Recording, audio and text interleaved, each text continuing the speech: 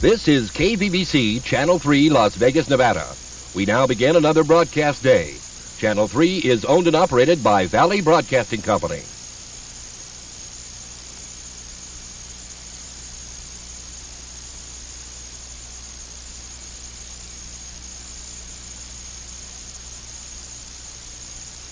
Good evening. A 10-year veteran of the Nevada Highway Patrol was arrested tonight and charged for lewdness with a minor. Captain Dennis Green of the Highway Patrol confirmed that Trooper Rich Morrow was taken into custody while off duty and resigned as of 8:30 this evening. Metro officers handling the case say the arrest was the result of 4 to 5 days of investigation and that they are trying now to get search warrants to find more possible evidence. Police may have been successful in clearing teens off the strip, but now they have another problem on their hands, and that's crowd control at some other hot spots. Lynn Mathis reports police are now on patrol at movie theaters. Teens have to spend weekends at the movies lately now that they cannot cruise the strip anymore. They shouldn't have put the curfew on the strip. Are you spending a lot more money going to movies? No, because we don't go in, we just hang out. And it's almost as if theaters saw the bigger crowds coming. At the big Century 12 theater complex, a black and white is parked out front. The theater is paying off-duty Metro officers to help keep the peace. Basically, we're here as uniformed officers to alleviate any type of crime or gang activity that could possibly take place. Recently, police stopped a car theft ring working this parking lot, and now they are concentrating on keeping the gangs out. Tonight at the Red Rock Theaters, where Nightmare on Elm Street 5 drew a lot of moviegoers, police were also on patrol, but they didn't have to make any arrests. Their presence seems to keep things under control, and that's all theater managers and moviegoers want. I saw the John Candy new movie, and there was no problems. A lot of kids were in there? Quite a few, yes. Lynn Mathis, News 3, Nightside. Now, after the 9 o'clock curfew, teens on the strip are cited. They won't be cited just for hanging out at the movies, so long as they don't make any trouble. Shots rang out in the Gerson Park projects today for the second time in 3 days. This time, however, officers did not know whether the shots were being fired at them, into the air, or at another person. Officers stormed this apartment after an eyewitness tipped off police that the 2 juveniles who allegedly fired the shots were holed up inside. A search of the apartment turned up nothing, and since no guns were found, nor any victims, no charges were filed. As things calm down and people begin to mill about in their normal activity again, we'll do some more talking, and someone in here will give us a name or a location, and then we'll take it from there. So you feel pretty confident that you will eventually make an arrest? Yes, I do. Metro says that in the nearly 7 months the Gerson Park neighborhood station has been in operation, crime has declined significantly. The police are now looking to set up another station in the crime-ridden projects known as the Sherman Gardens Annex. 2 men are still being sought tonight for what police are calling a gang rape. It happened this morning in Lyons Park near Washington and the Boulevard North. A passerby heard screams in the park around 5 this morning, called 911. When police arrived, they found the woman lying on the ground and 5 suspects running away. They caught 3 of them, all in their early 20s with Hispanic surnames. Police say one of the suspects was seen at a local bar talking to the victim before the attack, but his role in that attack has not been established yet. The man accused of murdering actress Rebecca Schaefer from the television series My Sister Sam asked that the murder charges against him be dropped. Robert Bardo is accused of shooting Schaefer to death when she answered his knock at the door. Today, Bardo's attorney said Bardo was denied due process of law when he was extradited from Arizona to Los Angeles. Today was supposed to be Bardo's arraignment, but the judge postponed it so the defense could have more time to prepare its case. And while Bardo was in court today for Schaefer's murder, Pam Dauber, Schaefer's older sister on the television series, painfully remembered the death of the young actress and tried to do something about it. Today, Dauber and 4 cast members of My Sister Sam taped a public service announcement to promote handgun control. Dauber had trouble making it through the taping at first, but together the 4 of them finished it. We're the cast for My Sister Sam. Rebecca Schaefer was only 21 years old when her life was taken by a single shot from a handgun. Every year in America, 23,000 people are killed by handguns. We lost a member of our family. Don't lose a member of yours. Write to the Center to Prevent Handgun Violence, Washington, D.C., 2005. Schaefer's mother and father watched the taping from the sideline. More than a ton of cocaine seized and 5 Colombians behind bars. That's what a combined effort between federal, state, and local agencies netted in California today. Simi Valley police say 5 Colombian nationals were arrested in the series of raids yesterday, along with more than 2,000 pounds of coke worth about $94 million. The raids were the result of a 4-day investigation by the DEA, the Bureau of Alcohol, Tobacco, and Firearms, California Highway Patrol, Ventura County authorities, and Simi Valley police. Now, 3 men and 2 women are being held for numerous charges. Hollywood directors would have a hard time coming up with a plot better than a daring rescue attempt in real life today. 2 women rented a helicopter on the pretense of taking aerial photos. Once aloft, the 2 put a gun to the pilot's head and forced him to set down in the courtyard of the Arkansas Valley Correctional Facility in southeastern Colorado. 2 prisoners got on. You're seeing their mugshots here, and the pilot took off. Later, the chopper was found and the pilot bound and gagged. That was about 35 miles away. Police began chasing the 2 women and the 2 escapees trying to get away in a rented van. The chase took them into Nebraska and had a cops and robbers shootout in a residential neighborhood in Holdridge, Nebraska. Eventually, the 4 were captured and no one was injured. At this point, police believe the 2 women are the prisoners' wives. One of the convicts was serving time for robbery, the other sexual assault. Metro police have been busy with a number of robberies tonight, both citizen and businesses. They say a fast food restaurant on the 5200 block of Boulder Highway was robbed. The suspect was armed with a gun and has not yet been captured. A robbery at a downtown motel tonight as well.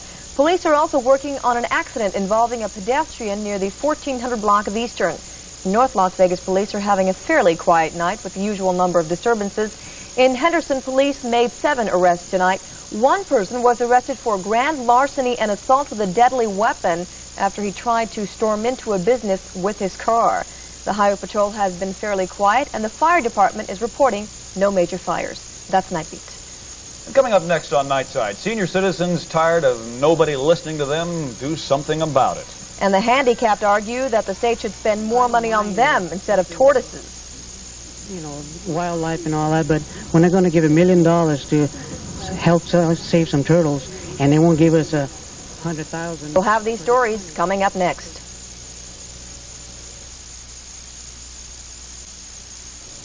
An unusual protest today against the desert tortoise. A group of young handicapped men and women told News 3's Lynn Mathis tonight that the state legislature wants to spend too much to save the tortoises and not a dime to help them with their therapy. These are the clients of Help Them Walk Again, and this is their way of protesting. They're angry over the fact that legislators seem to want to spend more to save the desert tortoise than to help them walk again. When they're going to give $1 million to help save some turtles, and they won't give us $100,000 for the clinic for younger guys to walk or help them, I don't see that at all. Were it not for the therapy and moral support they get here, these clients say they might never adjust to being handicapped. I've made incredible progress. I really have. I've become stronger, more alert. It's a great program. And before I started coming here, I could not get in or out of the car by myself. And with an organization like this, right now I'm able to transfer in and out of the vehicle. Help Them Walk Again helps the handicapped to help themselves, but the therapy and equipment here are expensive. The machine Mike is working on is one of the few in the United States set up so that a person on a wheelchair can pull right in and do his exercises.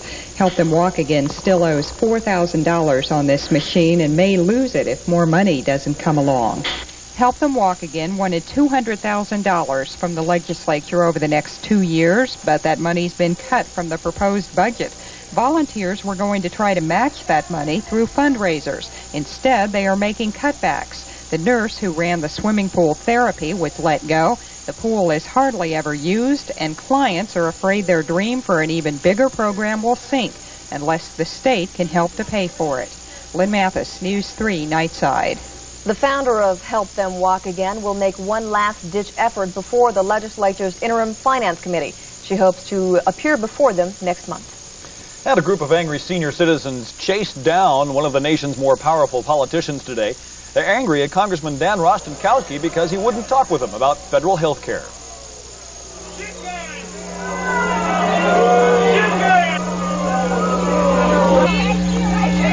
Members of the group actually followed Rostenkowski after he finished a meeting. They called him a coward and yelled for his impeachment. Finally, Rostenkowski started running away from his mad followers and did make it to his car. A group is angry because they say they're paying too much for catastrophic health care. In Atlantic City, Caesars Hotel Casino is facing a stiff fine for discrimination. A judge has decided that the hotel must pay nearly $16,000 in penalties because of its poor treatment of black and female workers. In one instance, a high roller who preferred white male dealers was accommodated at the expense of Caesars employees. Gaming regulators say the fine isn't tough enough, and they plan to ask the Gaming Control Commission to up the fine when the matter comes up for consideration. Hundreds of mourners remembered Texas Congressman Mickey Leland tonight in Houston. Leland died in a plane crash in Ethiopia more than a week ago. Prayers and songs filled tonight's service, and a simple empty pine casket that Leland requested in the event of his death was also at the ceremony. Not to mourn, but to rejoice that God should have sent into our world such a person as Mickey Leland, and that he has made such a difference. Leland's death sparked a search that included American and Ethiopian officials. That search has improved relations between the two countries, something Leland had been trying to do before he died. We've all heard how cool and calm the pilot of United Flight 232 was as he brought his crippled DC-10 in for a landing in Sioux City last month. As more of the cockpit recordings were revealed today, it clearly shows, though, that Captain Alfred Haynes was aided by an equally cool-headed air traffic controller. As the tapes were played today, it was an emotional moment for the main ground controller. Right after it happened, I had to turn away because, I really didn't think anybody'd come out of it. And then I went downstairs and I cried. At one point, Bachman can be heard telling the pilot to consider landing his plane on a nearby interstate highway if he didn't think he could make it to the airport. Well, a flight from St. Louis to San Francisco was cut short today when the plane's engine fell apart just a few minutes after takeoff. Parts of the engine landed on an auto shop nearby. The owner was almost hit by a piece that went through his roof. No one was injured, though, and the 112 passengers on Flight 223 were put on later flights to San Francisco. TWA says the engine is designed to eject loose parts. Otherwise, no hail falling from the sky here That's today, right. though at least we can grant that. well, what happened to all of the rain and the... We've got showers all around us, Sue and Dave. But not here. We're not getting any here. As a matter of fact, on radar just a moment ago, we had a report of some severe thunderstorms along Highway 93 between Pioche and Caliente. And that is an area, if you're going to be driving through there tonight, you want to keep your eye on the sky. Well, let's go outside and find out what is going on in our area and what happened today. There's a beautiful little shot. The high temperature today did huff and puff up to 101 degrees. That was after an overnight low of 67. The air quality throughout the day was very good, and that's the way it's probably going to stay for the next day or two. Right now, the skies are clear. Temperatures dropped to 85. The barometric pressure 29 and 90 inches and rising a little bit as that low pressure trough moves to the east. 22% is the relative humidity, much better than the 40s and 50s we had last night. Winds southwest at 12 miles an hour. Around the rest of the area, Boulder City's 86, 88 in downtown, stair steps. Henderson at 90 degrees, and Mount Charleston a very refreshing 52. North Las Vegas and Nellis at 88. Over St. George waits cool down to 75 degrees, and Pahrump is at 89 degrees. Now, this dryer that we're referring to here is not moosey. It's also not ice cream. It means that we have a drier airflow aloft. You can still see the showers around, showers that we talked about in Caliente across northwestern Arizona, also around Lake Powell, and the Wasatch Range up in the northern part of Utah is getting some heavy showers in that area. Not too much in the way for us. Now, tomorrow, what we're looking at is this stationary front along the southeastern part of the country. Today we had heavy rains. Charleston, South Carolina,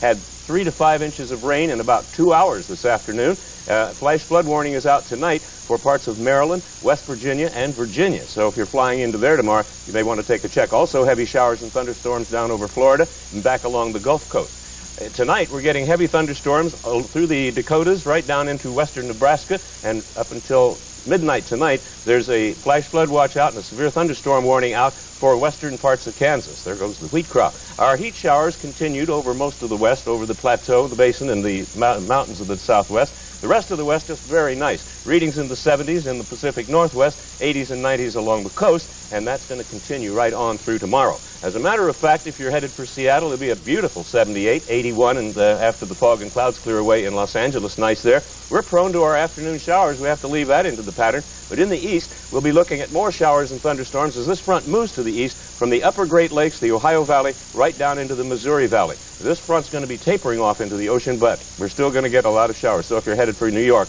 it'll be an umbrella time at 76, same at 92 for Miami, and showers in the Chicago area, and an 85-degree reading. We'll make it simpler. If we stay in the state of Nevada, it's going to be a little gusty from the south, but a generally nice day tomorrow. 85 in Winnemucca, 86 in Reno, Ely with an 82, Las Vegas at 98, and Laughlin at 105. Tonight, the skies will be clear. Temperatures will be about 68 degrees. Tomorrow, we'll be warming up a little bit, getting up to a sunny 98-degree reading, mostly sunny. At the lakes, it'll also be mostly sunny, a little breezy, 104 degrees, water temperature at 85. Mount Charleston, chance of a little shower up there tomorrow, partly sunny and breezy, high temperature about 80 degrees. For the next 5 days, not a whole lot of change. Mostly sunny, a slight chance of an isolated shower in afternoon or evening. Temperatures hovering right between 98 and 102 degrees. And that's the way it shapes up for the next 2 days, folks. That looks pretty good. It's not bad. It's coming down a little bit. Yeah. I like it. Yeah, I do too. Fall's on the way. Thank you, Alan Sloane. Just ahead in sports, Mike Woolfolk tells us there's been a changing of the guard in the professional ranks. And highlights from around the major leagues, including Houston. So stay tuned.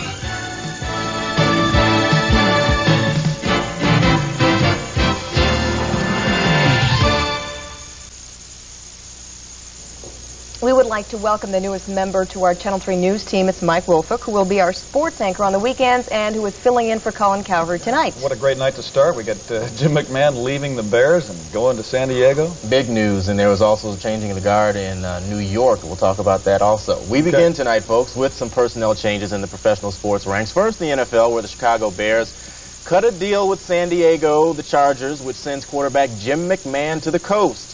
Now let's take a look. The Chargers get McMahon in exchange for a 1990 draft pick. It could be the first pick, depending on the Wild Ones' performance. Rumors of a trade involving McMahon have been flying around the league now since the end of last season. So today's move came as no surprise to the Sunglass Kid. Yeah, I saw it coming pretty much at the end of last year when I heard some trade rumors, and I felt it coming throughout the camp. I knew Ditka and I didn't speak at all during training camp, but I figured something was going on, and I guess I was right. Right you were. Ironically, the Bears and Chargers meet each other in preseason play tomorrow. However, McMahon is not expected to see action. Meanwhile, in the Big Apple, George Steinbrenner has done it again. Yes, he did fire his manager, but no, he did not replace him with Billy Martin.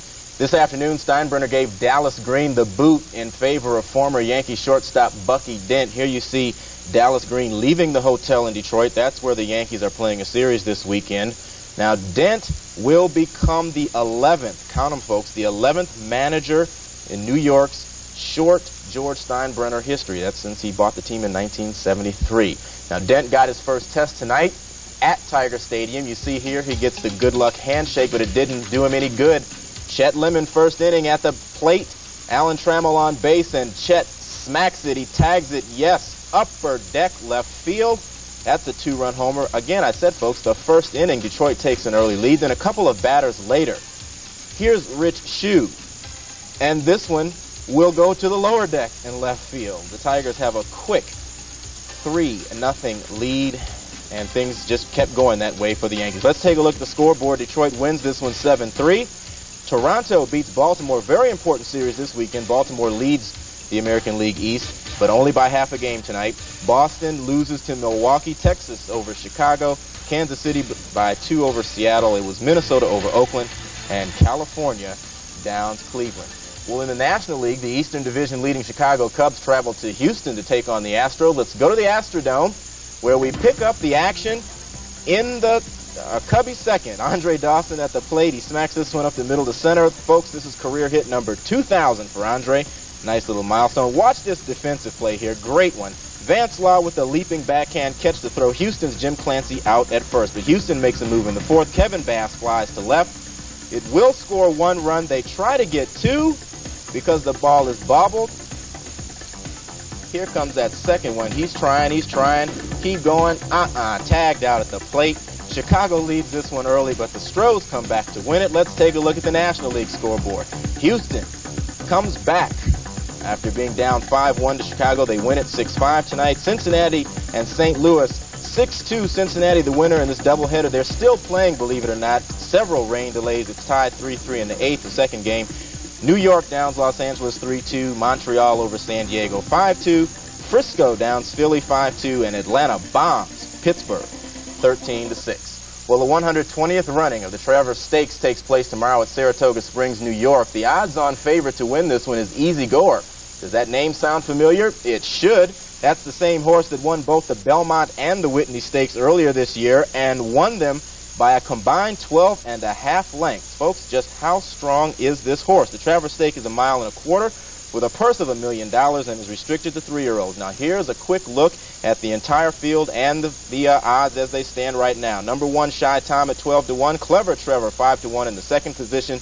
Number 3, the long shot, Doc's Leader at 20-1. Le Voyageur, 15-1 at the fourth spot. The favorite, Easy Goer, at 1-5, will run out of the fifth position. And rounding out the field, Roy Denzig. Finally, tonight, if you don't like to bet on the ponies, you can try your luck at football. Today marked the beginning of the third annual Great Giveaway football contest at the Palace Station Casino. For $25, you get the chance to win some fabulous prizes: homes, automobiles, trucks, several cash prizes. All you have to do is pick the most winners or the most losers over the course of the upcoming 16-week NFL season. Former greats Vince Ferragamo and Danny White were on hand to help kick things off. And, folks, registration continues until September 9th. Even if you fall in the middle there somewhere, you can still be a pretty good-sized winner. Get a share of $250,000 if you fall in that spot. Not a bad deal. All right, good to have you, And Mike. welcome aboard, Mike. Yeah, appreciate it. Well, still to come tonight on News 3 Nightside, 4 children who came to the United States for help are better now, ready to go home to their families. And also ahead, better late than never, another Air Force rocket blasts off into space. These stories up next. Stay with us.